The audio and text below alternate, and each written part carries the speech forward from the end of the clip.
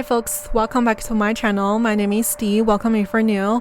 I know in my last video I was just talking about I don't want to make China the main focus of my channel, and a lot of people probably unsubscribed because of it, which I totally understand. I mean, if you came to me under the impression that I can make constant output on China and yet find out that I'm unable to deliver content that's to your satisfaction, then it's only understandable that you choose to leave. And I also encourage you to do so because I don't like to force content on other people that don't take interest in it, and vice versa. So that's where I'm at, but it doesn't necessarily mean that I'm gonna stop talking about China whatsoever, even when there are relevant dialogues that can be held around China. So this is what I'm gonna do in this video. Something really huge just happened in Beijing about 2 days ago. It was on October 13th around, I think it was in early afternoon or something. I was still asleep at the time, and then when I woke up, my friend who was also from Beijing but now in Australia just sent me this explosive piece of news saying that somebody was setting something on fire to get people's attention to protest the current regime, and then this lone protester, just one person, put up 2 sets of banners with really hard-hitting slogans. On the left banner it says "Food, not COVID testing, 不要核酸要吃饭. Freedom, not lockdown, 不要封控要自由. Dignity, not lies, 不要谎言要尊严. Reform, not cultural revolution, 不要文革要改革. Votes, not leaders, 不要领袖要选票. Be citizens, not be slaves, 不要做奴才，不做奴才做公民. These slogans really hit the nail on its head when it comes to what's wrong with China at the moment and what needs to be changed to make China a better place. And however, the really sad reality is, for the very few people that know what's going on in China, that resonate with these words, there's very little they can do to actually make the reform happen. And already the censorship has been pretty much all over the internet in China, and even the word Beijing was censored on Weibo, and you can't even search for shit on Weibo if you type in Beijing, or even just this brave person, 勇士. You can't even search for any content related to this incident. And for the bystanders that saw what's happening on that bridge, I think most of them are just either numb or they don't care. They probably find this person to be incredibly bizarre. And I'm just gonna be honest, for most people in China that saw this incident or that even heard about this incident, the first thought that came to their mind would be this is probably under the foreign influence, probably CIA. They will for some reason blame it on America again. They're probably gonna say it's 境外势力, and this person probably works for CIA or something, even though this person is a 100% Chinese citizen that was just living in China and that just cannot bear it anymore. I think more information about him just came out, and his last name is Peng, and he is actually incredibly highly educated and has a family, has a daughter that's still in school, and I can only imagine what kind of bullying that this daughter will face in her school. And this person essentially sacrificed all possibilities of him running out of China and start a new life in somewhere else for his family. And that's why it's incredibly courageous for him to pull off something like this. And also he's incredibly smart with the location that he chose and the delivery of message, and then also the way he conducted it by setting up fire to get people's attention, people who are just driving by, and also just to make a statement. He was also wearing a construction hat and construction worker uniform, just so that when he was setting up the banners, people wouldn't even think too much about it. maybe probably people would just think that he's just another bridge worker that's putting up some typical propaganda-ish banner.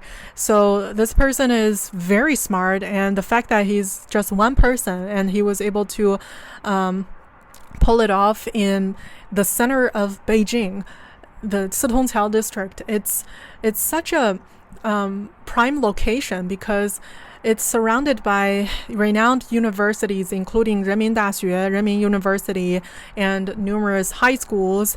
The very famous Renmin Daxue 附属中学, 人大附, the 中关村中学, all those really great top-tier middle schools, high schools. Also, it's pretty close to a lot of the shopping centers, and also where a lot of intellectual people reside. So this definitely gets the attention of the right people in China, in Beijing. However, I am still very pessimistic about how it will end up, because with the little amount of people that can understand this person's message, they're too alienated, and there's no enough support for such movement. And the silver lining is that this person's information has been just broadcasted so widely that around the world people know who he is, and he's so famous that I think the CCP probably wouldn't unperson him for now or for the foreseeable time. Though that doesn't mean that he will be caught as slack and then just let go. I still think the future looks kind of bleak for him and his family. I have tremendous respect for him, and I feel like a coward compared to what he did. And that's why the least I can do is pull out my microphone and my camera to just start broadcasting and speaking of his deeds again on my channel, and to pay my respect. I wonder what your thoughts are on this whole incident and what you think might happen to him. And so that's what just happened. That's really huge. Another thing that's much smaller compared to this one that I want to mention is I was actually just teaching on italki yesterday, and then I had this one student who's an American and who's trying to learn Chinese, and yet he was having some bad experience with his lessons before, because this one Chinese teacher was being incredibly strict, not the productive type of strict, but more so it was almost borderline abusive in class. What this teacher did was presenting 25 Chinese words or Chinese phrases to him, 25 词语, and then ask him to repeat the pronunciation of these 25 words after her. And when he couldn't pronounce these words correctly or so-called authentically, this teacher would severely chastise him and calling him all sorts of names and saying that this is not how you can learn. You have to make sure your pronunciation is perfect. When this person, I'm telling you, this student is in probably his 40s or if not 50s. So that's just entirely wrong. It's entirely wrong how you approach language teaching. And I want to tie back to what's happening in China now. In China, people are living in a very fragile kind of mental state almost. The reason why this teacher was being this psychotic is that it's, in my belief, I think it's completely projection. And the way the Chinese government treats other foreign governments is exactly a reflection of what's going on in their own head. They are not friendly to themselves. They're not forgiving to their own people, and they constantly point fingers at each other, and that's why it's kind of spilling over to the diplomatic way of how they deal with other countries, and also how they present themselves on the international stage. It's just this narrow-minded, psychotic persona. And also it's like a representation of more of China's everyday life, Chinese people's everyday life on a microscope.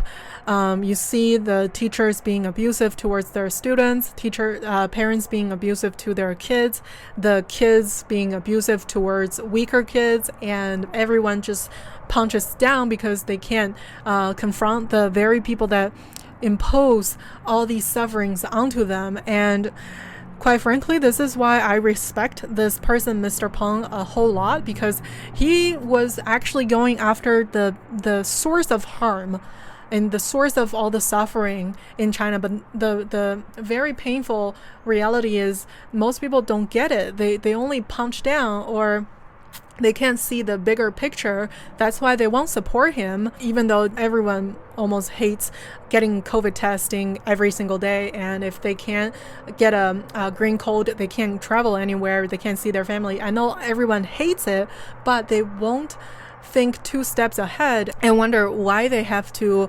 go through this nonsense when the rest of the world doesn't have to.